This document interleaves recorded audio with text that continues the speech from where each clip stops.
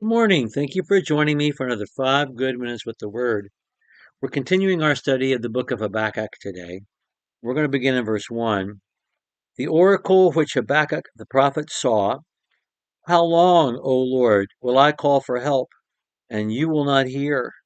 I cry out to you, violence, yet you do not save. Why do you make me see iniquity and cause me to look on wickedness? Yes, destruction and violence are before me. Strife exists, contention arises. The law is ignored, justice never upheld, for the wicked surround the righteous, therefore justice comes out perverted.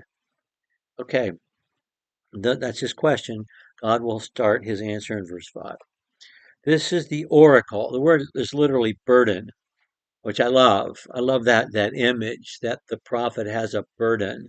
He has he has something that he's carrying, that he has to unpack, that he has to deliver as God's spokesman.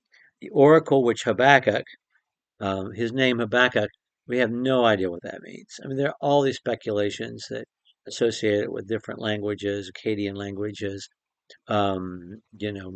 maybe Egyptian or something actually from Hebrew, twice removed. I don't know. Maybe our best bet is that it's associated with the word for festival. I don't know. But we don't know what his name means. But always spell it with 3 Ks. 2 Ks in the middle and one at the end. The oracle which Habakkuk the prophet saw. I love that too because he doesn't see it, he hears it. It's just another time, and we use language like this all the time. And sight is such a dominant sense among human beings that we use sight to describe our other senses, the way David does in Psalm 103 when he says, "Come taste and see that the Lord is good."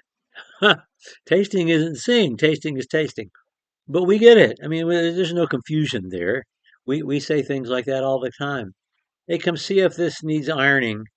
This is come see if this is too wrinkled, or come see if this smells like I need to throw it out, or we do that all the time. Come see if I've got the radio turned up too loud. I don't know. We use sight as our dominant sense and use it to describe the other 5 senses. Um, and then he has this question that David repeats so many times: How long? How long? How long? How long? Psalm 13, Psalm 22. How long?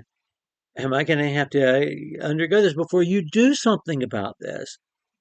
It's almost like he's describing the cat that's sleeping while the mice, are pillaging the larder. And it's that complaint that he brings to God.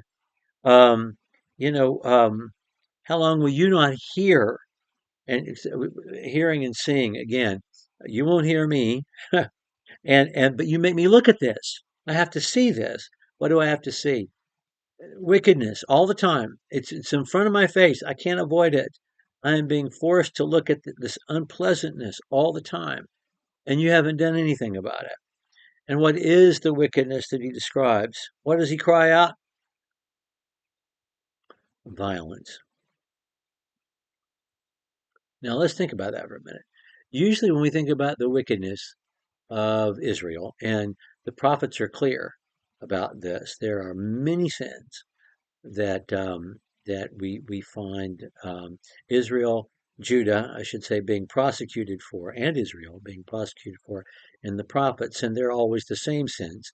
And one is idolatry, one is making foreign alliances and not depending on God, one is immorality, sexual immorality, and this is the one that's mentioned more than any of the others, although they're all mentioned and they were all being done, is injustice.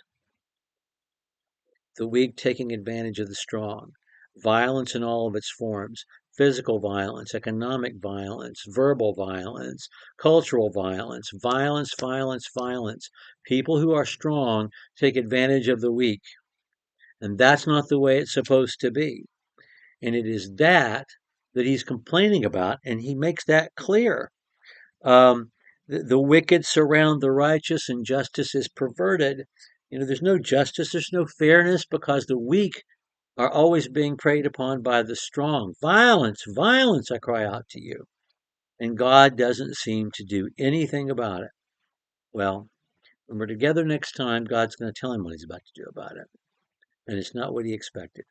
And it's not what he was looking for. Thank you so much for joining me for another 5 good minutes with the Word.